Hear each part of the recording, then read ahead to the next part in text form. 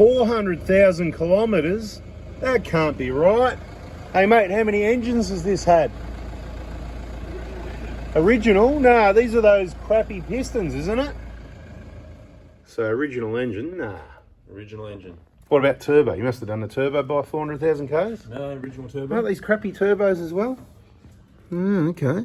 That manifold looks clean, that exhaust manifold. Where's the heat shield? Something's going on there. That doesn't...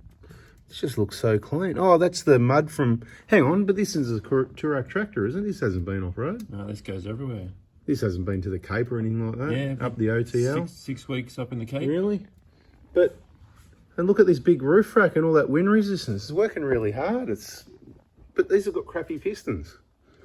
Don't know. All right. We'll do an oil change on it, see what happens, have a look around and try and work out what's going on here, why it's lasted so long. So this is a 2012 150 Prado, or LC150.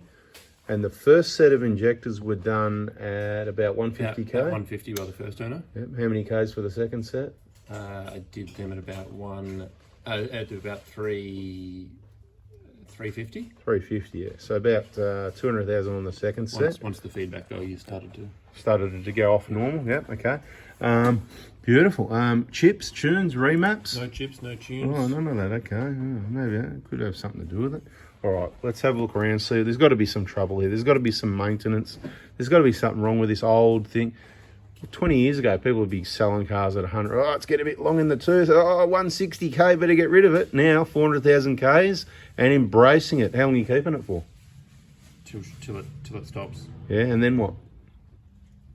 Put a new engine in it. So it's like a forever car. Yeah. This is like last of the best, just keep it.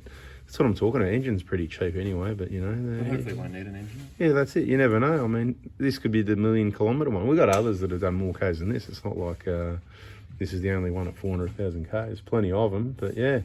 Anyway, let's have a look around. Oh, and what are these? Massive 33-inch mud tyres, bull bar, roof racks, and you know, you drive really slow, don't you? 80, 90 Ks, not too fast. You don't want to overload this four-cylinder engine, do you? Stick to the speed limit. Yeah, I reckon it's flying along 110, 120, 130. So maybe there's some evidence here of not having remaps and doing the injectors helps the engine last longer. Maybe it's just luck. Could be just luck, you know, you never know. Plenty of mud here, mate. You use this off-road. I thought this was a Touareg tractor. Out with the Oz Prado group all the time. All right, let's have a look underneath this thing, see what we can find. Surely at 400,000, there's got to be problems. It's actually looking really clean for how much it gets used. You must have really crapped yourself and gone and cleaned it up before you brought it in here, yeah? Just a bit of washing maintenance. Just a little bit. This is washed and degreased. I can tell what someone spent an hour or two cleaning. This is out of control. You want to not get told to don't come back here again. Look at those bushes, they're beautiful. So the arms have obviously been done at some point. How old are they and what brand arms went in there or what bushes? They are about a year old and headers. Headers, okay. Do you remember how much they were? Just the arms? Ballpark, not really? Maybe for the hair. Okay, cool. 12-inch. Not that cheap, really. And I thought Petters, actually, I know it could be mixed up with someone else. That one of the brands was using the For Best ones that at the time you could get off eBay for 120-something bucks each, but people had a lot of problems with those, so hopefully it's not those. You got the upper arms, you got the Iron Man, it's pretty clean, I'm telling you. It's easy to see stuff. Bit of a rock in there. You can grab that one out if you want, for that rock jam in there, if you don't want it in there. I'm just having a quick look, people, see what things look like at 400,000 Ks and see if you can tell the difference between one that's done 150,000 Ks or 200 or 250, because they all look the same to me. This one just looks more used, but it's very clean. Put in the comments, hasn't he given this a really good clean? I mean, look, dents in the muffler and that. We know the truth. We know what's really happened here. Okay, let's have a look at the brake pads.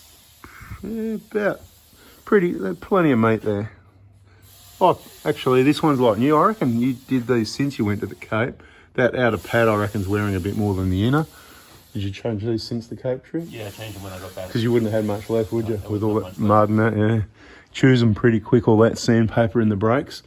But it's bloody clean under here. Oh, it's not what it's good. Okay, so this is what you do, people. You clean it before you bring it in. Fuel tank guard, K-on one, beautiful. And guess what? What a boring video. Nothing to see here. Your transfer case seal's not leaking. Does that exhaust ever hit on there? Because it's been pushed up a lot. Looks like it. Yeah, yeah, I'd probably say let's pull that down, because you've got what you've got to watch out for with all your off-roading is all these aircon lines and stuff. So I'd be saying, you know, pull that down a little bit, because it could be up behind here rubbing on these lines, and they're pretty small. It doesn't look like it is rubbing actually, but you know, with a bit of a, hard to see anyway, but yeah, we'll have a look at that, make sure it's not. But the vehicle that gets used, I like it. Look at this rear fuel tank. Okay, so you don't need a rear fuel tank guard unless your name's James. And there's plenty of James out there, so that's all we're going to say, right? Look at that.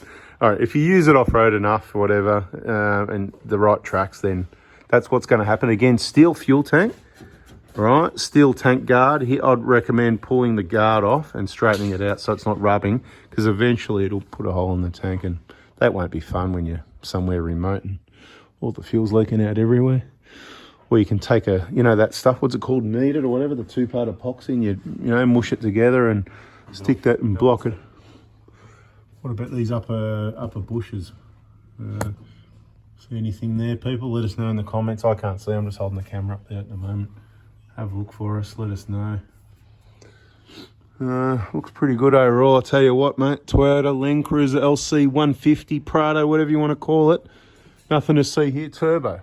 It's got a bit of wetness on the bottom, but who cares? It's all good. Beautiful. Yep. Nah, nothing to see here.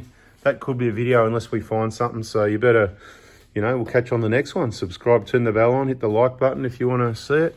We'll check for play in the bearings and whatever. Oh, they've already been done, haven't they? Yeah. Preventive maintenance. No play there, mate. Beautiful. So no play in the bearings, so there's no point checking them. We'll check them. Anything in the steering? No. Oh, beautiful. What an awesome vehicle at 400,000 Ks, you're joking. So we are doing a bit of an oil change, but I thought I'd remind people, it's time to remind people, check the oil pickup. If you've got no money for injectors and you've just got these diesels that have injectors in the engine where oil goes around them and the seats could start leaking, so get on the injector information playlist. But if I can get up there close enough, I'll show you. So you drain your oil and see how we're looking at that oil pickup there? See, it's nice and shiny. That's what you want to see. You don't want to see a build-up of any, you know, black, crusty carbon. Pretty good that I can get in that close and not get dripped on it. How good's that, mate? Hit the like button for that at least. Come on. Let's do the explanation. So that's a blocked oil pickup. Bit hard to see, but this is what it should look like. It's behind that oil container. That's looking at it through the hole when it's clean and clear after it's been cleaned. That's a blocked one. You don't want that or any crust or anything like that. What's that caused by?